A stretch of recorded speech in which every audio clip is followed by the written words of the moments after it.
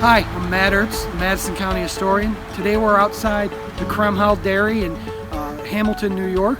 We're going to take a look today at how butter is made, and we're also going to take a look at their really unique historic butter churn museum. Let's go take a look inside.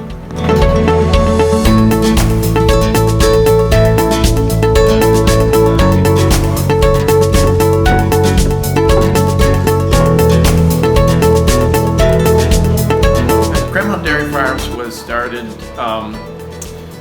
with help from Madison County Agriculture Economic Development in 2010 following the dairy crisis of 2009. Wanted to do something in the county that would help dairy farmers and starting an added value project.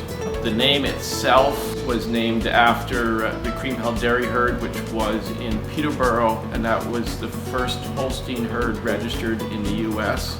Okay, so butter is made by separating the cream from the skim milk. So you would take that cream, you put it into the churn, and you churn it until the collisions in the churn cause the fat to start to bond together. What drew you to butter churn? I just find them really intriguing because there are so many different ways of making butter. I mean, I like the swing churns, including one that's the dog powered.